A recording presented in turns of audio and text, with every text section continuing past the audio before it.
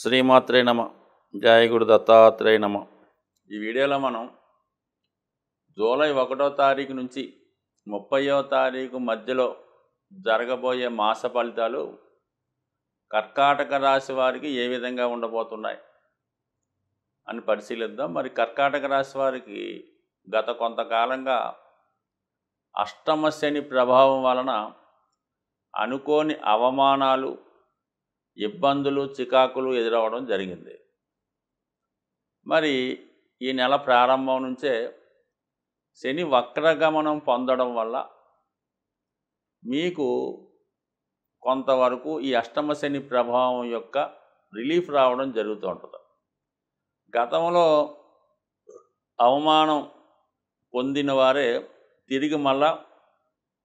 తిరిగి దాన్ని ఆ సమస్యను పరిష్కరించుకొని ఏవైతే మీరు గతంలో పోగొట్టుకున్నారో, అంటే పదవి పోయినా, పరువు పోయినా తిరిగి మళ్ళా సంపాదించుకునే అవకాశం ఉంటుంది. మరి ఈ నెల 1వ తారీఖు నుంచి శని యొక్క వక్రగమనం వల్ల ఈ విధంగా ఉండే అవకాశం ఉంది.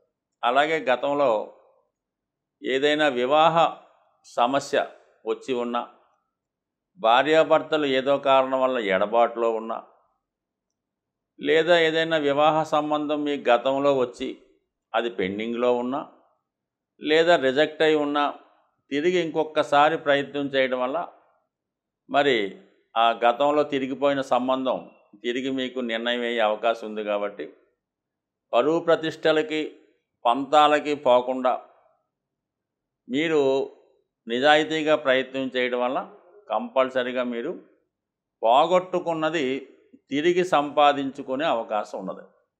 అయితే ఇందులో కొద్దిగా రాజీ పడక తప్పదు.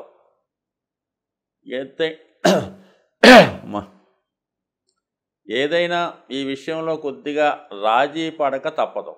ఎందుకంటే అష్టమ శని ఎప్పుడు కూడా మన మాటకి నెగ్గనివ్వకుండా కొద్దిగా తగ్గే విధంగా చేస్తూ ఉంటాడు. దానివల్ల ఏంటంటే మీరు ఈ విధంగా రాజీ పడడం వల్ల అటు వివాహం అయిన వారు భార్యాభర్తల సమస్య పరిష్కారం అవుతుంది. వివాహం కొరకు ప్రయత్నం చేస్తున్నవారు, లేదంటే ఏదైనా ఎఫ్ఐఆర్ ఉండి ఏదో కారణం వల్ల మనస్పర్ధల వల్ల విడిపోయిన వాళ్ళు తిరిగి మీ యొక్క పొరపాటు ఒప్పుకోవడం వల్ల మళ్ళా తిరిగి పాత పద్ధతి కొనసాగే అవకాశం ఉంటుంది. కాబట్టి ఈ విషయంలో కొంతవరకు రాజీగా వెళ్తే మంచిది. ఇక కుజుడు కూడా మీకు చాలా బలవంతుడే ఉన్నాడు. దశమ స్థానంలో జూలై 12వ తారీఖు వరకు రుచిక మహాపురుష యోగంలో ఉండడం వల్ల ఉద్యోగ సంబంధించిన విషయాల్లో ఏమైనా మార్పు కొరకు మీరు ప్రయత్నం చేస్తుంటే, ఆ ట్రాన్స్ఫర్ కొరకు కావచ్చు, మంచి సీట్లో ప్రవేశం కొరకు కావచ్చు, ఉద్యోగంలో ప్రమోషన్ కొరకు కావచ్చు, ప్రయత్నం చేయడం వల్ల ఖచ్చితంగా మీ హోదా పెరుగుతుంది, బాధ్యత కూడా పెరుగుతూ ఉంటుంది. సో ఆ విధంగా ప్రయత్నం చేయండి. జూలై 12 తర్వాత కుజుడు లాభస్థానంలోకి రావడం వల్ల ఖచ్చితంగా మీరు కొన్ని పనులు వేగవంతం అవుతాయి. ముఖ్యంగా ఆర్థిక సంబంధించిన విషయాల్లో మీకు రావాల్సినటువంటి ధనం అన్నదమ్ముల దగ్గర నుంచి కానీ, మీరు ఏదైనా భూమి కౌలుకి ఇవ్వడం వల్ల కానీ, ఎవరికన్నా అప్పిచ్చి ఉన్నా దానికి సంబంధించినటువంటి ధనం మీకు మరి జూలై 12 తర్వాత చాలా వరకు రికవరీ అయ్యే అవకాశం ఉంటుంది. మరి అలాగే మీ యొక్క పిల్లల యొక్క అభివృద్ధి కానీ, వ్యక్తిగతంగా మీ యొక్క సామర్థ్యానికి తగిన గుర్తింపు కానీ, ఏదైనా మీరు అనుకున్న కార్యక్రమాలు చాలా వేగంగా విజయవంతంగా పూర్తి చేయగలుగుతారు ఈ కుజుని యొక్క అనుగ్రహంతో జూలై 12 తర్వాత. మరి గురువు మీకు ఆల్రెడీ దశమ స్థానంలో ఉండడం ఒక మంచి ఫలితాన్ని, లాభస్థానంలో ఉన్నటువంటి ఈ గురుగ్రహ ప్రభావం వల్ల భగవంతుని యొక్క అనుగ్రహం సంపూర్ణంగా ఉంటుంది.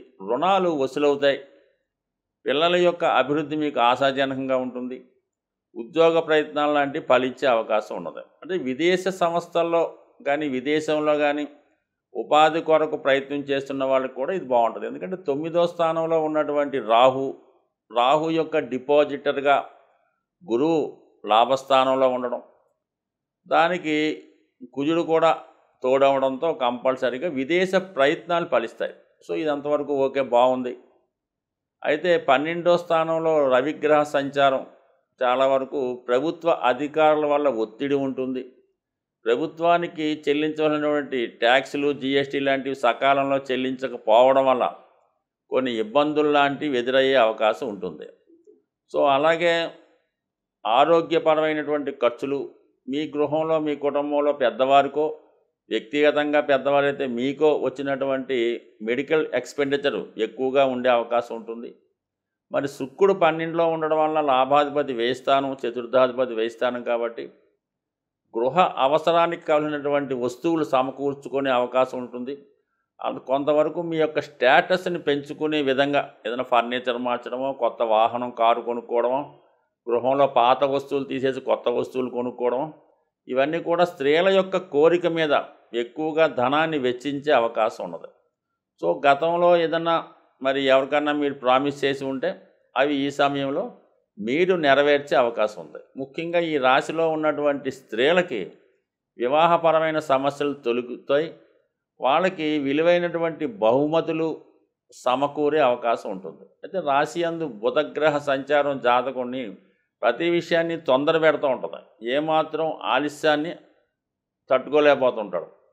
సో అలాగే మంచి మంచి ఆలోచనలు కూడా వస్తుంటాయి. కొత్తగా ఏదైనా వ్యాపారపరమైన ఆలోచనలు కానీ, ఏదైనా కోర్సు నేర్చుకుందామని ఇలాంటి రకరకాల ఆలోచనలతో జాతకుడు చాలా డిస్టర్బ్గా ఉండడం జరుగుతూ ఉంటుంది. ఈ సమయంలో ఏదైనా ఒక మంచి మేధావుల సలహా కానీ, ఏదైనా ఒక ఆధ్యాత్మికవేత్త సలహా కానీ తీసుకోవడం వల్ల వాళ్ళ యొక్క సహకారంతో మీరు సజావుగా, సాఫీగా మీ లైఫ్ వెళ్ళే అవకాశం ఉంటుంది. సో ఏదైనప్పుడు కూడా జాతకుడికి ఈ గ్రహాలు అనుకూలత బాగుంది.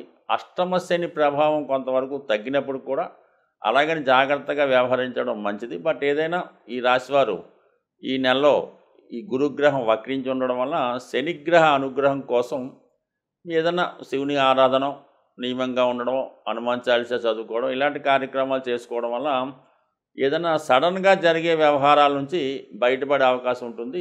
జాతకాలను నమ్ముతూ గోచారాన్ని ఫాలో అవుతున్న వాళ్ళకి ఈ జూలై నెల ప్రారంభం నుంచే శనిగ్రహం వక్రించడం జరుగుతూ ఉంటుంది.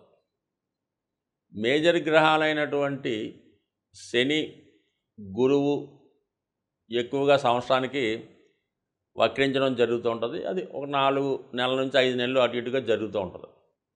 అయితే శని ప్రస్తుతం వక్రగమనంలోకి మారడం జరిగింది 30వ తారీఖు జూన్ నుంచి. అయితే సాధారణంగా అనుకుంటుంటారు శని ప్రభావం కొన్ని రాశులకే ఉంటుంది, కొన్ని రాశులకి ఉండదు అని అనుకోవడానికి ఏమీ లేదు. అంటే 3, 6, 11లో ఉన్నప్పుడు కొంతమందికి అన్నీ బాగుంటాయి, కానీ అన్ని రాశుల మీద శనిగ్రహ ప్రభావం ఖచ్చితంగా రావడం జరుగుతూ ఉంటుంది. సో ఆ కారణం వల్ల ఏంటంటే ప్రతి ఒక్కరు కూడా శని యొక్క అనుగ్రహానికి కావలసి ఉంటుంది. అప్పుడు ఏమవుతుందంటే మీకు ఆటోమేటిక్గా శని ఎప్పుడైతే మీకు ఫేవర్గా మారాడో అది కర్మ సంబంధించింది కాబట్టి ఉద్యోగ సంబంధించిన విషయాలు, ఆరోగ్యానికి సంబంధించిన ఏ సమస్త విషయాల్లో కూడా శని కారకత్వం వహిస్తుంటాడు. కాబట్టి ప్రతి ఒక్కరూ కూడా అంటే శని గతంలో కన్నా వక్రించున్నప్పుడు ఎక్కువ బలవంతుడై ఉంటాడు. అది మంచి కానీ చెడు కానీ చాలా విపరీతంగా ఇవ్వడం జరుగుతూ ఉంటుంది. సో దెబ్బ కొడితే కోలుకోలేని దెబ్బ కొడుతుంటాడు. ఐశ్వర్యాన్ని ఇస్తే లెక్క పెట్టలేనంత ఐశ్వర్యాన్ని ఇస్తూ ఉంటాడు. ఆ కారణం వల్ల ఏంటంటే అందరూ కూడా మరి శని యొక్క అనుగ్రహం కోసం ఈ రాబోయే 120 రోజులు కూడా ముఖ్యంగా ఒకటి క్రమశిక్షణతో మెలగడం, సూర్యోదయానికి ముందే మేల్కోవడం, మీకు తోచిన విధంగా వృద్ధులకి, బలహీనులకి సేవ చేయడం కానీ, వాళ్ళకి ఏదో సహకరించడం కానీ చేయడం వల్ల శని అనుకూలిస్తాడు. అంటే ఈ విధంగా శని అనుకూలించడం వల్ల ఏ రాశి, ఏ లగ్నం సంబంధం లేకుండా శని అనుగ్రహానికి పాత్రలైతే ఇప్పుడు గతంలో ఇచ్చిన దానికన్నా ఎక్కువ ఫలితాన్ని శని భగవానుడు ఇస్తాడు. కాబట్టి సాధ్యమైనంత వరకు మరి ఇప్పుడు రాబోయే కూడా మరి ఆషాఢ మాసం అవనివ్వండి, భాద్రపద మాసం, ఇవన్నీ కూడా మంచి రోజులు. కాబట్టి ఒక భక్తి మార్గంలో, మంచి మార్గంలో వెళ్ళడం వల్ల మీలో ఉన్నటువంటి దుష్కర్మల్ని, చెడుల్ని శని దాన్ని నిర్మూలించే కార్యక్రమంలో ఉంటాడు. వక్రించి ఉన్నాడు కదా, ప్రతి ఒక్కరిని కూడా చాలా వాళ్ళు బూజు దులిపి శుభ్రం చేసే ప్రయత్నం చేస్తూ ఉంటాడు. మరి దానికి మీరు సిద్ధంగా ఉంటే ఏ రాశి వారైనా తొందరలోనే సంస్కరించబడి మంచి మార్గంలో నడుస్తూ తొందరలోనే లైఫ్లో సెటిల్ అయ్యే ప్రయత్నం జరుగుతుంటుంది. కాబట్టి ప్రతి ఒక్కరు కూడా మరి నిజాయితీగా వ్యవహరిస్తూ మరి అందరికీ కూడా మంచిగా ఉంటూ సహాయం చేస్తే 100% ప్రతి ఒక్కరి జీవితాలు కూడా మారే అవకాశం ఉంటుంది. స్వస్తి.